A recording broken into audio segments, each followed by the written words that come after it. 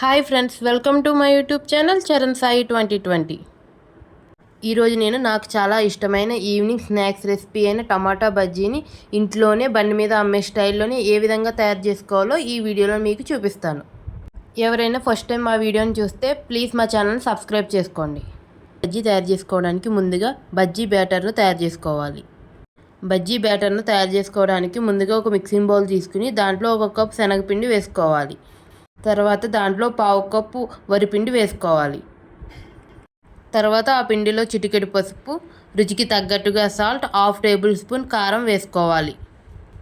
ఉప్పు కారాలు వేసుకున్న తర్వాత 1/2 టేబుల్ స్పూన్ కుకింగ్ సోడా వేసుకోవాలి.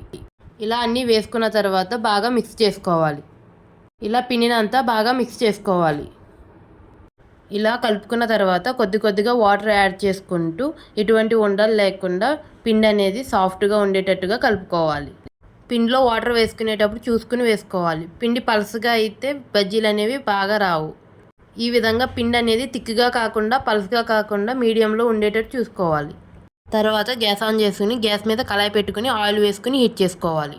ఆయిల్ హీట్ ఎక్కేంత లోపు టమాటాలను బాగా వాష్ చేసుకుని తడి లేకుండా క్లాత్తో తుడుచుకోవాలి. క్లాత్తో తుడుచుకున్న తర్వాత ఈ విధంగా చిన్నగా ఘాట్లు పెట్టుకోవాలి.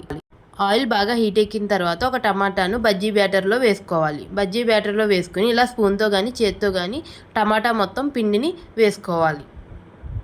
ఇలా టమాటా మొత్తం పిండిని అప్లై చేసుకున్న తర్వాత ఇలా స్పూన్తో తీసుకుని ఆయిల్ బాగా హీట్ ఎక్కిన తర్వాత టమాటాను ఆయిల్లో వేసుకోవాలి. ఇలా వేసుకున్న తర్వాత గట్టితో ఆయిల్ని వీడియోలో చూపిస్తున్న విధంగా వేసుకోవాలి. ఈ విధంగా బజ్జీని వేసుకున్న తర్వాత వీడియోలో చూపిస్తున్న విధంగా ఒక గట్టి తీసుకుని ఆయిల్ని టమాటా మీద నుంచి వేసుకోవాలి. ఇలా వేసుకోవడం వల్ల లేయర్ అనేది ఊడిపోకుండా పర్ఫెక్ట్గా ఉంటుంది. ఈ విధంగా స్లో ఫ్లేమ్ మీద మంచి కలర్ వచ్చేంత వరకు డీప్ ఫ్రై చేసుకోవాలి. ఇలా డీప్ ఫ్రై చేసుకున్న బజ్జీలను మళ్ళీ బజ్జీ బ్యాటర్లో వేసుకోవాలి. ఇలా వేసుకోవడం వల్ల మనకు లేయర్ అనేది కొంచెం దలసరగా వస్తుంది. లేయర్ అనేది మన ఇష్టం, ఎన్నిసార్లు అయినా వేసుకోవచ్చు. నేను 2 టైమ్స్ వేస్తున్నాను. ఇలా రెండోసారి కూడా మళ్ళీ ఆయిల్లో వేసుకుని డీప్ ఫ్రై చేసుకోవాలి. రెండోసారి బజ్జీలను డీప్ ఫ్రై చేసినప్పుడు వాటిని హై ఫ్లేమ్ స్లో ఫ్లేమ్లోకి మార్చుకుంటూ డీప్ ఫ్రై చేసుకోవాలి.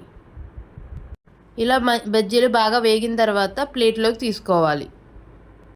ఫస్ట్ టైం వేసినప్పుడు మంట అనేది చాలా సిమ్లో ఉంచుకోవాలి, లేకపోతే లోపల టమాటా అనేది సరిగ్గా ఉడకదు.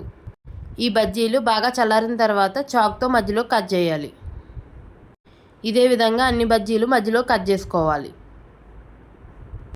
మనకి ఎంత దలసర కావాలంటే అన్నిసార్లు బజ్జీని అన్ని లేయర్స్ వేసుకోవచ్చు.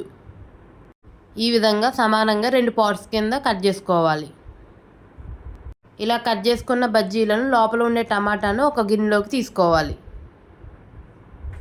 ఇదే విధంగా మొత్తం బజ్జీల్లో ఉండే టమాటాలను ఒక గిన్నెలోకి తీసుకోవాలి.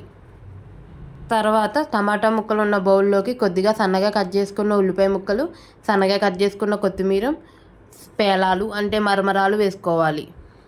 తర్వాత దీంట్లో కొద్దిగా బజ్జీ రద్దు ఉంటుంది కదా, అది కూడా వేసుకోవాలి. తర్వాత వేయించుకున్న పల్లీలు, సన్నగా కట్ చేసుకున్న పచ్చిమిర్చి ముక్కలు వేసుకోవాలి. తర్వాత రుచికి తగ్గట్టుగా సాల్ట్ వేసుకోవాలి. తర్వాత చిటికెడు పసుపు, కొద్దిగా సాల్ట్ మసాలా వేసుకోవాలి. చాట్ మసాలా వేసుకున్న తర్వాత కొద్దిగా ధనియాల పొడి కూడా వేసుకోవాలి. కారం అనేది ఎక్కువ తినేవాళ్ళు కొంచెం ఎక్కువ వేసుకొని, నేనైతే తక్కువ వేస్తున్నాను. 1/2 టేబుల్ స్పూన్ కారం వేసుకోవాలి. తర్వాత దీంట్లో కట్ చేసుకున్న నిమ్మకాయలను వేసుకోవాలి. దీంట్లో 2 కానీ 3 నిమ్మకాయలు వేసుకోవాలి.